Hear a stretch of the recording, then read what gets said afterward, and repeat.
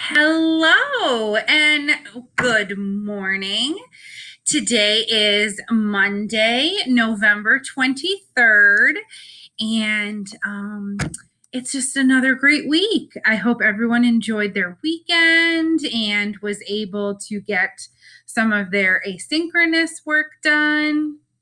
And I just want to remind everyone that this week we only have school on Monday and Tuesday for our Thanksgiving holiday.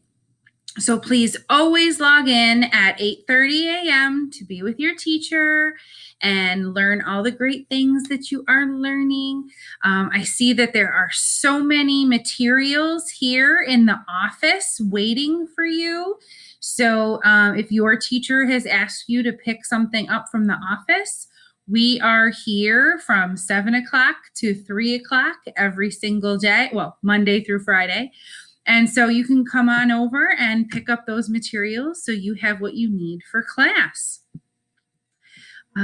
Also, as a reminder, report cards are ready and open, and you should be able to see them in Infinite Campus.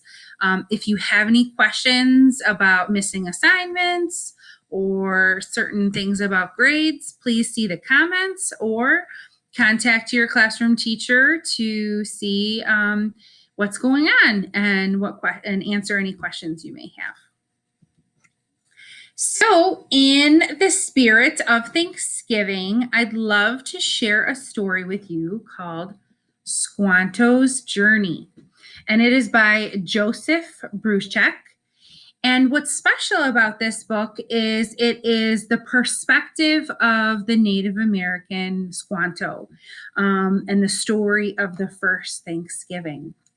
So it's a little bit longer, but I know you can pay attention, and I really want you to be able to understand a different perspective, because everyone does have their own story to tell. And, we can't look at history or what's going on in the world around us with just one vision, one perspective. It's good to have all the different understandings of what happened and what's currently going on. So let's go ahead and read Squanto's Journey and find out more about the first Thanksgiving. My story is both strange and true. I was born in the year the English call 1590.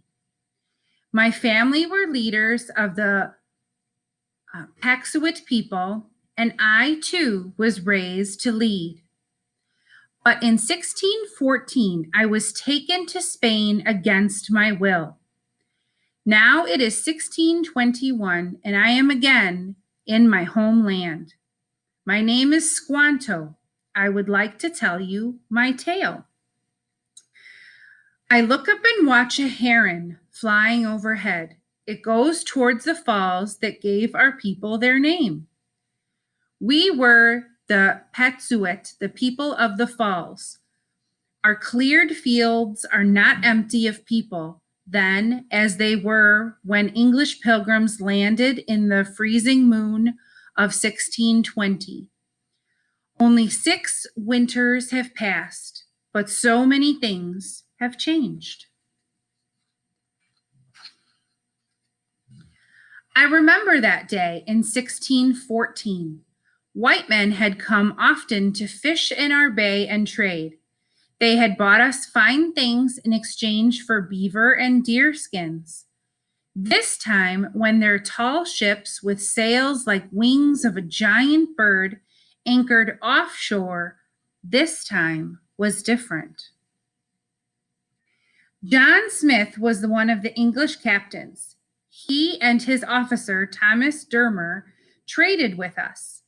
I liked the way Dermer shook my hand.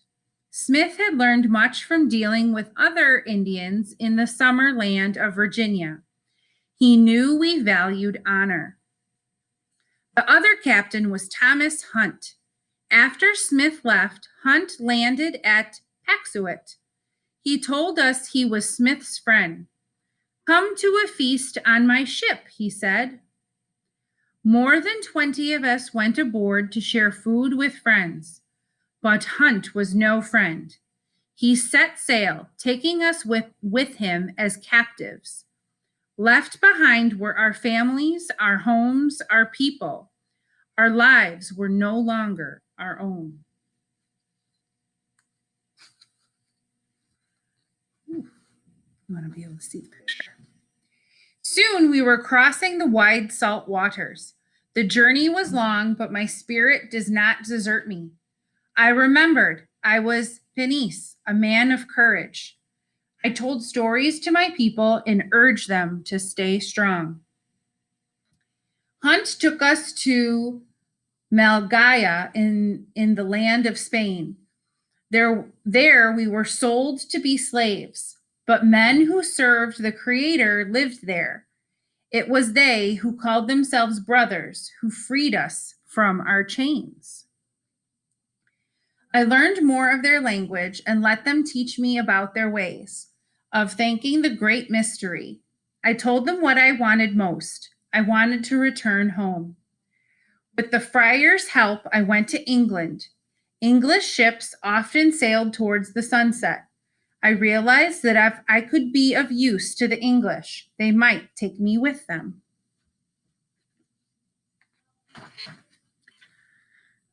It took much work, but I learned the language well. In March of the year they call 1619, I sailed back to New England, and at the side of my friend Thomas Dermer, one of John Smith's officers, our memories of each other were like a taste of good water. He told me that things were not well between my people of the First Light and the English. Englishmen and their ships were now being attacked when they came to shore. Perhaps if I accompanied the English, I could speak with the Indians and they could trade again in peace. My heart felt as if I were soaring on eagle's wings as the ship cut through the waves, but I also feared what I might find. Where they were as many people, he said, telling me of great illness in the New England brought on by white traders. Now only this many remain. He folded back all but 2 fingers.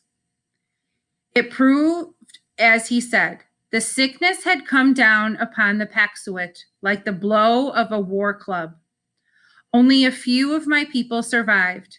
My wife, my children, my parents, and all those closest to me were gone. I will not say their names now. I will speak them again, and when my own feet climb the highest mountain, and I walk the road of stars to greet them again.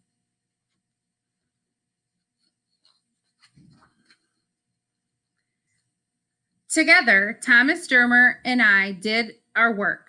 We made friendly contact with the Nemaset and Pokanock. More than once, my words saved the life of my English friend.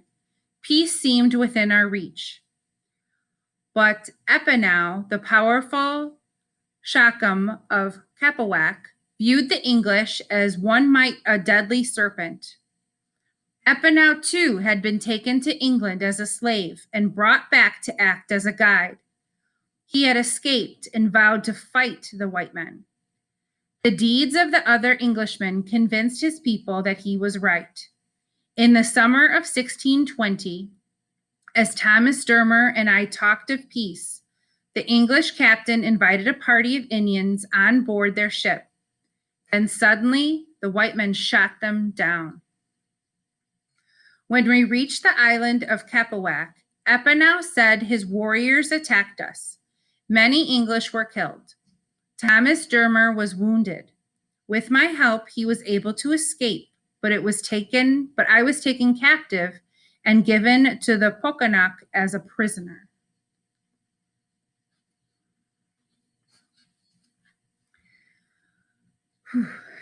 That November, the Mayflower reached shore. The Pokanock watched. They did not come close to the English. If the Pokanock had been stronger, they might have attacked the white men, wiped them out, or driven them away. But the Pocanet were still weak from the great sickness. Where there had been thousands, now there were hundreds. The strength of our people was so small now that the Narragansett, to the south, untouched by the plague themselves, ordered the once proud Pokanek and Namaset to pay them tribute.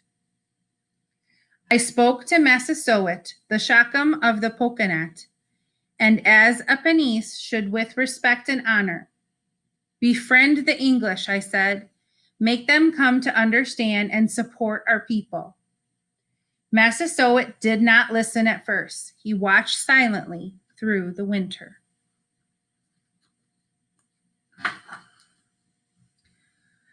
Then Samoset came to visit.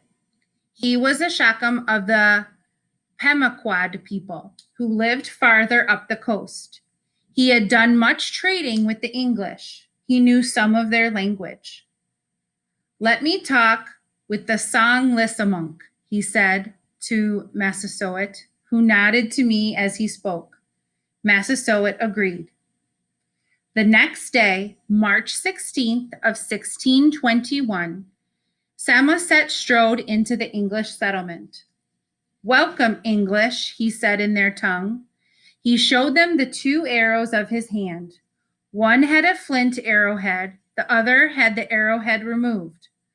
The arrows symbolized what he offered them, either war or peace. The English placed a coat about his shoulders to warm him. They invited him into one of their houses. They gave him small water, biscuits, and butter, pudding, and cheese. The food was so good, Samoset said to me later, laughing as he spoke. I decided to spend the night. When he left the next day, he promised to return with a friend who spoke their language well.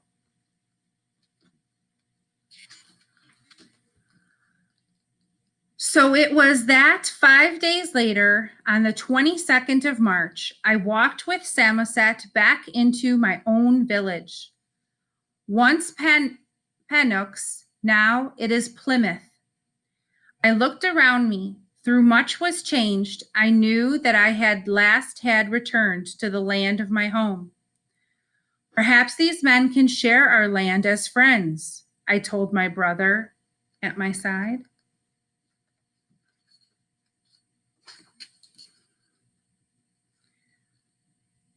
In the moons that followed, there was much work to do. The Pokanet freed me to be a guide and interpreter for the English. Not only did I act as envoy between the English and our people, I also had many things to teach the white people about survival. They knew little of hunting and almost nothing of planting. It had always been the job of the Paxuit women to care for the crops, while men such as myself hunted. But I had observed much in the years since my captivity.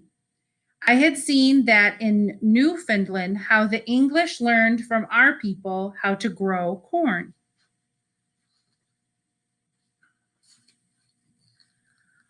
Use the small fish that wash up on the shores as in great numbers, I told the English. Bury those fish in the earth and they will feed the corn. I showed them how to plant the seeds of corns, bean, and squash together on the hills. I told them when it was the moon of hoeing, they listened well and worked hard. I came to see that these pilgrims could be our friends and we theirs. Together we might make our home on this land given to us by the Creator of all things.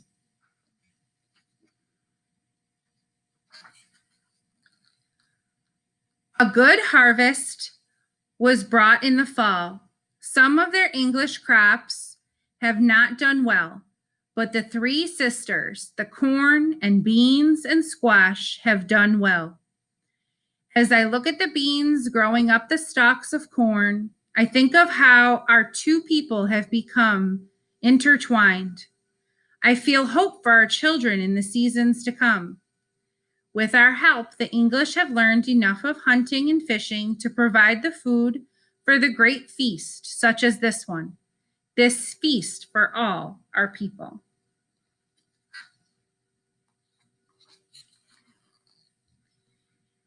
Now, as we eat together, I give thanks. I have seen more in my life than most men, whether Indian or English. I have seen both death and life come to this land and give itself to English and Indian alike. I pray that there will be many more such days to give thanks together in the years that follow.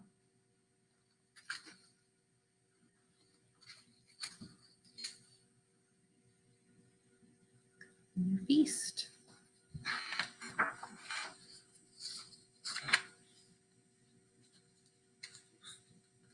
I am Squanto. I am known to all those who gather here English, Pokanock, Namaset, even a few of my own surviving Paxuits. I speak to you as a Panese, a man of honor. I will never leave this land. I give thanks for all of our people and the creator of all things.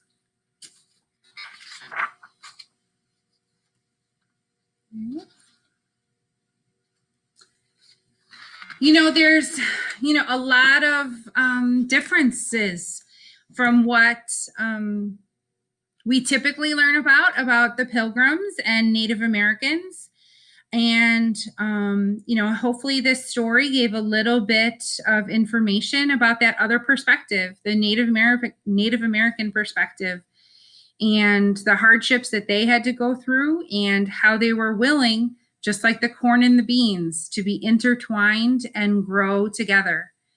And that's what I am thankful for this Thanksgiving, is you and being able to be together with family and friends, even if it might be through Zoom, but being intertwined. Our lives are all connected, and we should all show peace and love with each other.